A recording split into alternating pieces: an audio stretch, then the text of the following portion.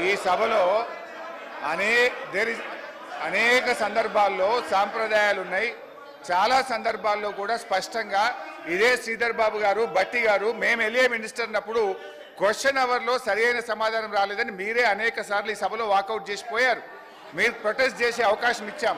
So నేను speaker sir ఒకటే నిమిషంలో మా నిరసన చెప్పి బయటకు వెళ్ళిపోతాం. I don't want to waste the time. ఎందుకంటే ఇందులో సిగ్నేటరీ కాకపోయినా మీరు సాంబశివరావు గారికి అవకాశం ఇస్తారు. అక్కడ సభా సమయం వృధా కాదు. మాకు సరైన సమాధానం రాలేదని మేము అడుగుతామంటే మా గొంతు నొక్కడానికి మాత్రం సభా సమయం మీకు అడ్డం వస్తున్నది. అయితే అధ్యక్ష, గౌరవనీయ మంత్రివర్యులు, గౌరవ ముఖ్యమంత్రి గారు. స్పీకర్ సార్, బాబు హరీష్ రావు గారు దాదాపుగా 2004-05 సంవత్సరం నుంచి శాసనసభ్యుడిగా ఈ సభలో కొనసాగుతున్నారు. 2014 నుంచి 2023 వరకు వారు మంత్రిగా కొనసాగినరు.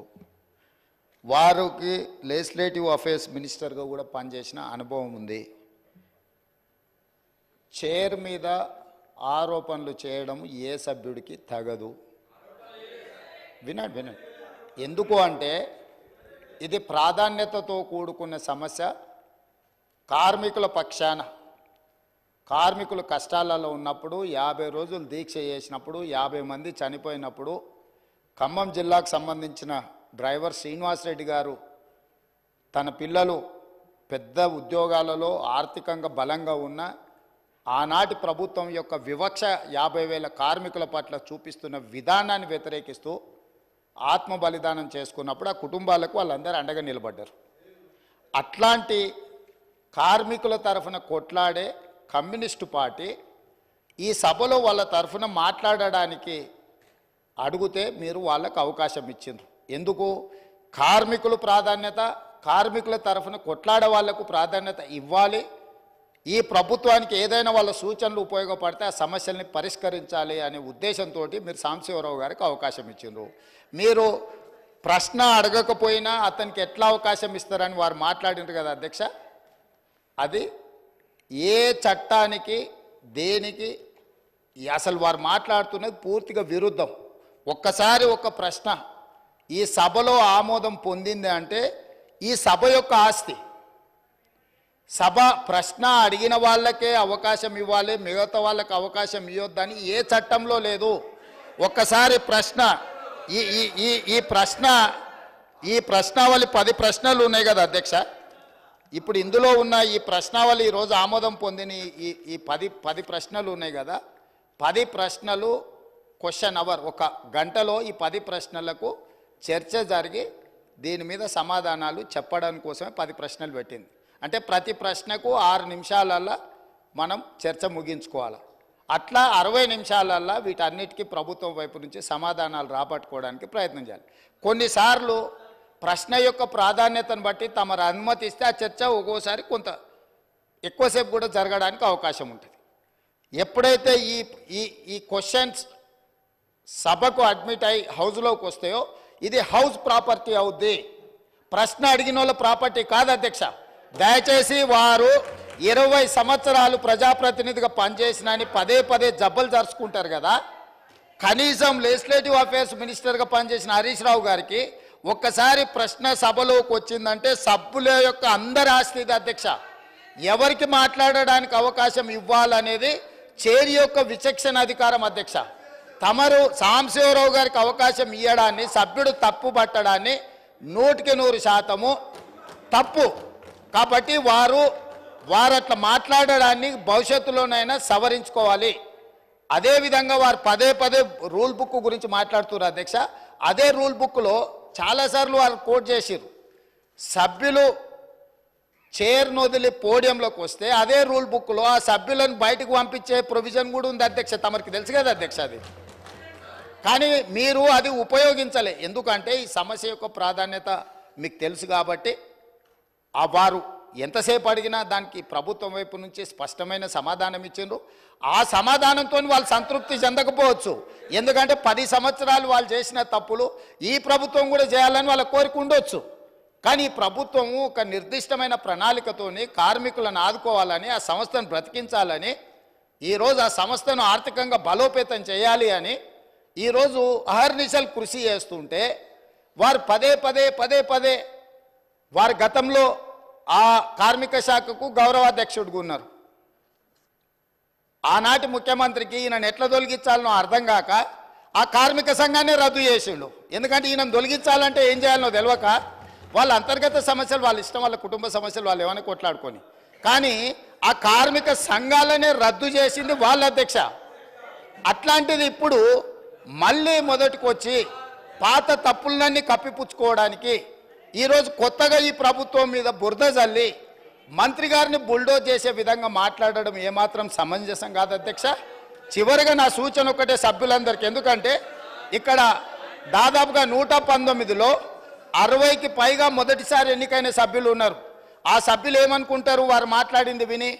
హరీష్ రావు గారికి 20 సంవత్సరాల అనుభవం ఉన్నది, ప్రశ్న వేసిన వాళ్ళే సప్లిమెంటరీ క్వశ్చన్స్ అడగాలనేమో అని ఈ సభ్యులందరూ కూడా తప్పుగా అర్థం చేసుకునే అవకాశం ఉంది. అందుకే మా నూతన సభ్యులకు నేను చెప్తున్నా, ఒక్కసారి క్వశ్చన్ హౌస్లో అడ్మిట్ అయిందంటే ఆ క్వశ్చన్ అనేది హౌస్ ప్రాపర్టీ. ఈ హౌస్లో ఏ సభ్యుడైనా కూడా సప్లిమెంటరీ క్వశ్చన్ అడగడానికి అవకాశం ఉంది. సప్లిమెంటరీ క్వశ్చన్ అడిగినప్పుడు స్పీకర్ అనుమతిస్తే ఎవరైనా మాట్లాడడానికి అవకాశం ఉంది. కాబట్టి మా నూతన సభ్యులకు కూడా నేను చెప్తున్నా, ప్రశ్న సభలోకి వచ్చిందంటే ఇది హౌస్ ప్రాపర్టీ, కాబట్టి సభను తప్పుదోవ పట్టించే ప్రయత్నం చేయొద్దని చెప్పి వారికి సూచన చేస్తున్నా అధ్యక్ష. Question hour is over. Remaining questions are postponed. All papers are placed and laid on the table of House. వాయిదా ప్రతిపాదనలు శ్రీ పాల్వాయి హరీష్ బాబు గారు. ఇటీవల కురిసిన నిరంతర వర్షాల వలన గోదావరి మరియు దాని ఉపనదుల వరదల వలన తెలంగాణ రాష్ట్రంలోని కుమ్రం భీం, ఆసిఫాబాద్, మంచిర్యాల్, భూపాల్పల్లి, ములుగు, ఖమ్మం మరియు భద్రాద్రి కొత్తగూడెం మొదలగు జిల్లాలలో జరిగిన పంట నష్టం గురించి చర్చించాలని కోరుతూ ఇచ్చిన వాయిదా ప్రతిపాదనను తిరస్కరించడమైనది. వాయిదా ప్రతిపాదన హరీష్ రావు గారు మీరు ఈ శాసనసభలనే సీనియర్ శాసనసభ్యులు. ఇది క్వశ్చన్ అవర్. ఇది సార్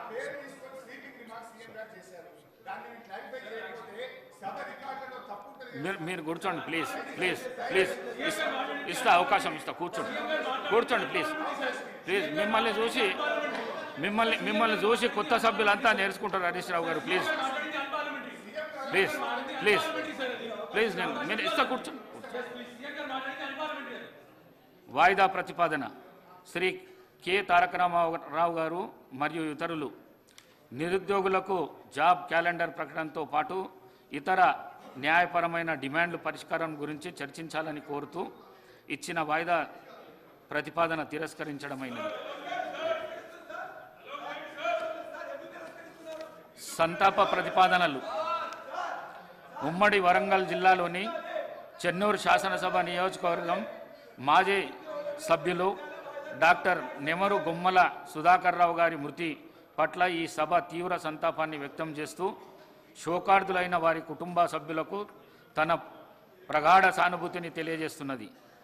మహబూబ్ నగర్ జిల్లా పెద్దవంగర మండలం వడ్డే కొత్తపల్లి గ్రామానికి చెందిన డాక్టర్ సుధాకర్ రావు గారు 1999 నుండి 2003 వరకు ఉమ్మడి వరంగల్ జిల్లా చెన్నూరు శాసనసభ నియోజకవర్గం నుండి ఉమ్మడి ఆంధ్రప్రదేశ్ శాసనసభకు ప్రాతినిధ్యం వహించారు. ఆరోగ్యశ్రీ ట్రస్ట్ చైర్మన్గా ప్రజలకు విశేష సేవలను అందించారు. ఉస్మానియా మెడికల్ కాలేజీలో ఉద్యోగం ప్రారంభించి గాంధీ మెడికల్ కాలేజీలో ఎండోక్రైనాలజీ విభాగం హెడ్గా పనిచేశారు. జాతీయ అంతర్జాతీయ సదస్సులో పాల్గొని 8వ పరిశోధన పత్రాలను సమర్పించారు.